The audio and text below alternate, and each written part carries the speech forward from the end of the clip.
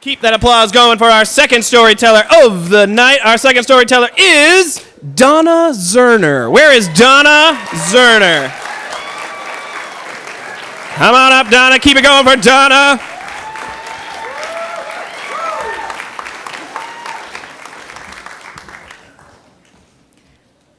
Religion ripped me away from my first great love.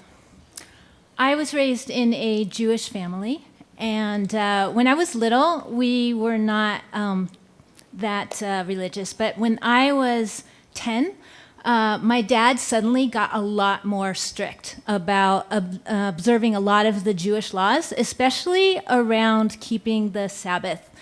So the Jewish Sabbath runs from Friday evening to Saturday evening. And during that time, in order to keep it sacred time, suddenly we weren't allowed to do all sorts of things, like we couldn't spend money and we couldn't ride in a car. But worst of all, we weren't allowed to watch television. Now, I lived for Friday night TV, especially my all-time favorite show, The Partridge Family. The Partridges were a mother and 5 kids who all sang pop songs together. And the lead singer was played by my first huge crush, David Cassidy. He's like the Justin Bieber of the early 70s. I had posters of David all over my bedroom walls. And at night, I would kiss his beautiful, sweet face. Oh, David. I would lie in bed and I would chant his name, David, David. And I would pray to God that we can meet so that someday we could be married. That was my dream. But now, suddenly, I wasn't even going to be able to watch him on TV. I mean, this was bad. I may need to clarify, this was 1971.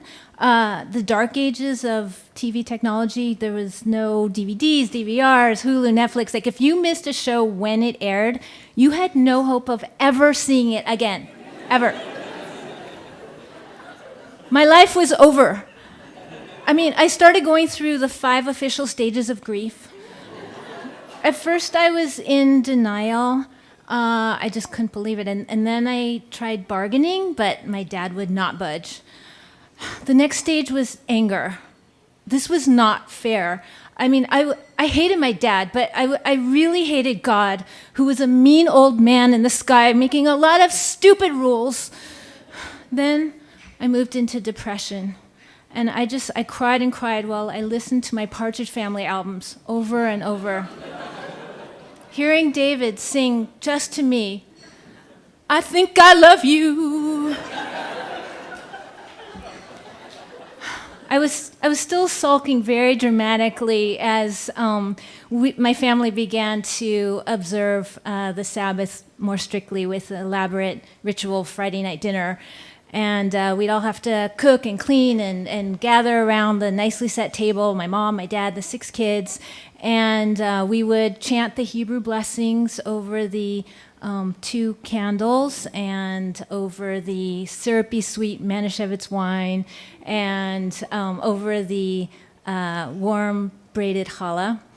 And then we would dig into just tons of food, matzo ball soup and roast chicken and crispy potatoes, and just the meal would last for hours. My dad would lead a discussion about the weekly Bible reading, and then we would get him to tell us jokes from The Joys of Yiddish, our favorite book, and we would sing songs that we had learned from Hebrew school and from Jewish summer camp, and it was just all very relaxed and leisurely because, unlike other nights, there was nowhere to rush off to because, remember, we couldn't watch TV. It was hell.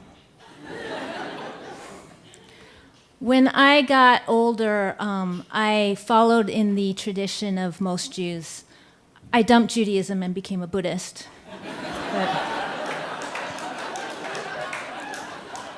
That's what we do. But I eventually found my way back into Jewish practice in ways that were less strict and more spiritual and meaningful.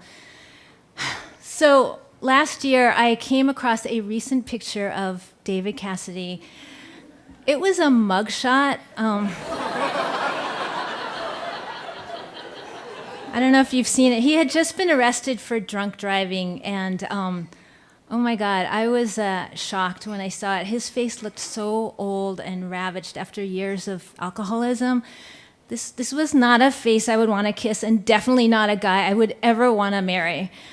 In that moment, I was just so grateful that the prayers of 10-year-old girls are not always answered.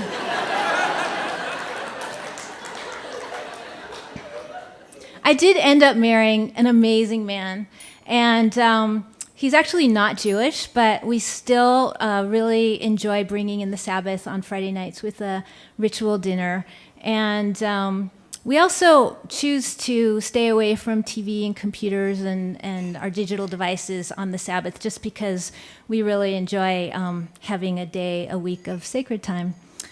I guess I've finally reached that last stage of my grieving process, acceptance.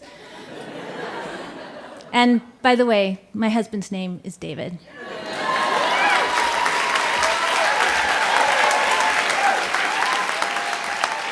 Keep going for Donna.